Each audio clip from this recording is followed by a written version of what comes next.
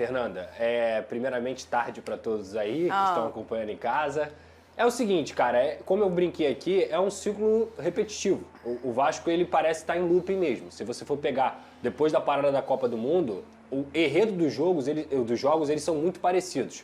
É um Vasco que produz, é um Vasco que cria, que não consegue botar a bola na casinha e geralmente é punido pelo seu adversário. Não foi punido ontem porque o CSA, repito, com todo respeito ao clube, que é tradicionalíssimo lá em Alagoas, é uma equipe que está na 9ª colocação da Série C. Então só por isso que o Vasco talvez não tenha perdido ontem. Essa aqui é a grande verdade. O Vasco é um time com o Fernando Diniz que finaliza 30, 40, 20 vezes, que cria oportunidades, que tem contado também com a má fase do seu artilheiro Verratti, que é um cara que tem muito crédito e que vai recuperar essa boa fase, mas de fato tem falhado nos últimos jogos, mas também é um time que cada vez mais ele acaba esbarrando na teimosia do Fernando Diniz. E quando eu digo isso, não é culpa dele o que acontece dentro de campo, tá? O Fernando Diniz, pra mim, não tem que ser demitido. O Fernando Diniz, pra mim, não é o maior culpado dessa história toda. Pra mim, o Fernando Diniz não entra em campo pra fazer gol. É muita incompetência desses jogadores. Mas ontem, Fernanda, o Vasco da Gama, ele entrou em campo com o Lemos e, novamente, o Fernando Diniz apostando no João Vitor, que é um jogador que eu já falei aqui diversas vezes, não tem clima nenhum para continuar com a camisa do Vasco. Ele é vaiado desde o primeiro minuto na partida contra o Grêmio, ele é um jogador que recebe o suporte da diretoria, que debocha do torcedor, que recebe o suporte do treinador, que não respeita a camisa do Vasco, e eu já dei esse exemplo aqui e vou dar de novo. O Léo Pelé era um cara que errava tanto quanto o João Vitor, era um cara que prejudicava tanto quanto o João Vitor, mas ele respeitava o Vasco da Gama. O João Vitor é um jogador que a todo momento parece não entender o que é vestir a camisa do Vasco da Gama, custou 40 milhões de reais para os cofres do clube, ganha quase 1 milhão de reais e continua prejudicando o Vasco. E aí, cara, passa a não ser mais culpa dele, passa a ser a culpa de quem escala, e que no caso foi o Fernando Diniz. Primeiro tempo do Vasco, nos 20 minutos, foi até bom, foi um jogo bem construtivo, um Vasco que também não deixava o CSA recuperar essa bola rápida e conseguir fazer ligação, a pressão pós-perda do Vasco estava sendo eficiente, mas depois dos 20 minutos, o Thiago Marques, que é o pivô do CSA, conseguiu segurar as bolas longas, tanto é que o Lemos e o João Vitor começaram a revezar falta em cima dele. E ali foi o problema, na minha visão, do Vasco da Gama para esse primeiro tempo. O Lemos tomou um amarelo, o João Vitor já estava com um acúmulo de faltas também, e logo depois ele tomou um amarelo no segundo tempo. Para o segundo tempo, o Fernando Diniz repete também a teimosia que ele tem de colocar o Hugo Moura de zagueiro. Ele tira o Lemos amarelado, que é até uma substituição que fazia sentido, mas ele coloca o Hugo Moura de zagueiro e coloca o Thiago Mendes na partida. O que acontece com o Vasco, Fernanda? O que vinha acontecendo nas últimas partidas, o que aconteceu contra o Botafogo e o que aconteceu em outros jogos, onde ele prefere colocar o Hugo Moura de zagueiro. Eu vou falar mais uma vez aqui o que eu estou falando há quase 3 meses. O Hugo Moura, Fernando Diniz, não é o André.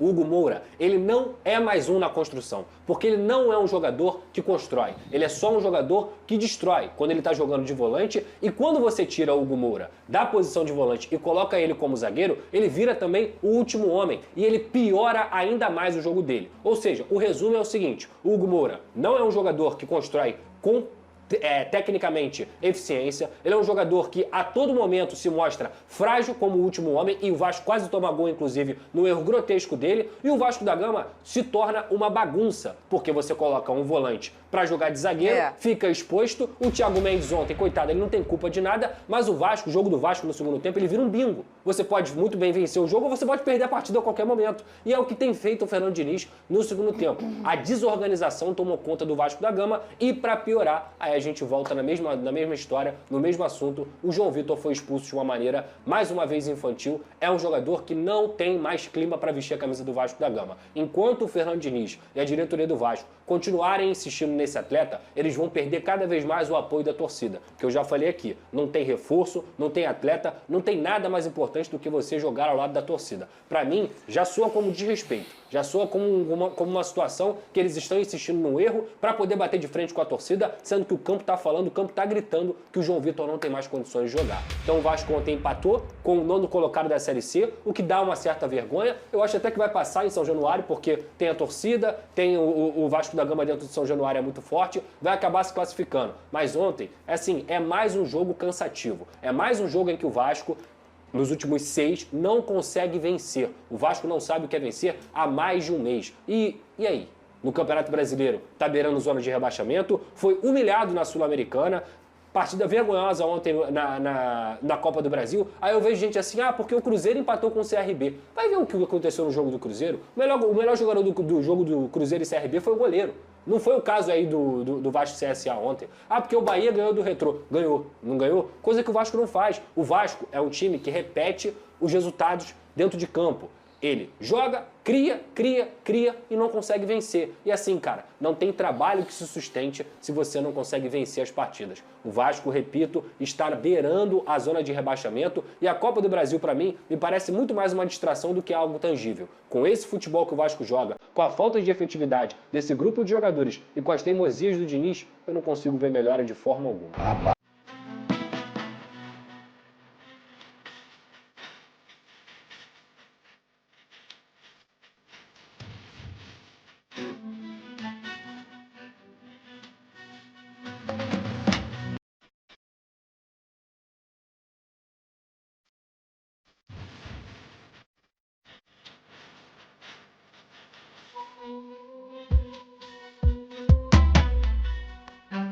Ó, a GoCase está com promoção rolando lá no site dela e com o cupom Pedrosa você tem desconto, tá? É esse tipo de copo aqui, ó, copo do gigante. E hoje, cara, olha só, esse aqui é sacanagem, tá? Sabe qual é o nome desse copo aqui? É o Verrete, filho. Olha o tamanho dele, doidão. Olha esse copo, mano, térmico. Aí, ó, com tampinha. Você abre aqui, ó, bebe água aqui de boa. É coisa linda, na GoCase, personalizado, tá? Com a resposta histórica. E a GoCase, cara, além disso tudo que eu falei, a GoCase tem vários produtos lá, tá? Não tem só produto de time, tem vários times. E obviamente você é vascão, você vai querer ter um copo parecido com o meu, bonitão assim, ó. Irado. Mas também tem produtos normais, tem marmiteira, tem mochila, tem mala, tem tudo. A GoCase é uma marca completa, licenciada do Vasco da Gama. E com o cupom Pedrosa, você tem a oportunidade de garantir o desconto também. Clica no link da descrição ou também no QR Code que está aqui na sua tela e que fica passando aqui no canal do Pedrosa, GoCase. Lembrando, você me ajuda, ajuda o Vasco e ajuda a GoCase também, utilizando o cupom Pedrosa, beleza? E além disso, claro, a nossa grande parceira KTO.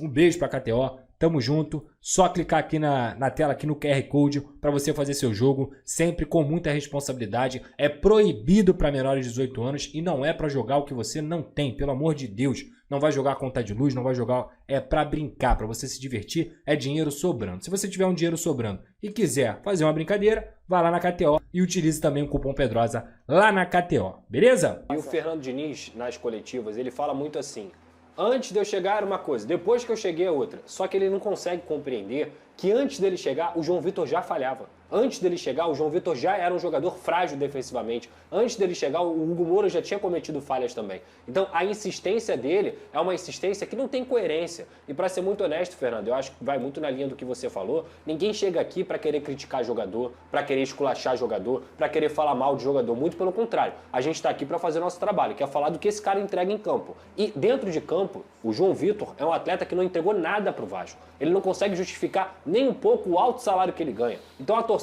está coberta de razão em não querer mais o João Vitor dentro de campo. O Hugo Moura, que eu considero um jogador nota 5, nota 6, vamos dizer assim, ele vira um jogador nota 3, nota 2 quando ele vai para a zaga. Porque o Fernando Diniz insiste em exigir do que um atleta como é o Hugo Moura para fazer uma coisa que ele não consegue fazer. Uma coisa que até mesmo o André, que é um cracaço, em alguns momentos ele tinha dificuldade para fazer, em alguns momentos ele não conseguia fazer a função de zagueiro. O próprio Martinelli, que o Diniz já tentou isso também, mas são jogadores completamente diferentes, são jogadores de outra prateleira. Então assim, eu lamento muito essa insistência toda e vale lembrar também, não é só culpa do Diniz, não é só culpa do grupo de jogadores, a diretoria precisa entregar reforços. Não adianta ficar se apoiando no elenco que claramente já se mostrou frágil. Enquanto a diretoria do Vasco não entregar reforços, o presidente Pedrinho, os diretores, Carlos Amodeu, Admar Lopes, esquece, o Vasco vai continuar nesse ciclo. Tenta e não consegue. É uma repetição de confecção e repetição de resultado também, que não é a vitória.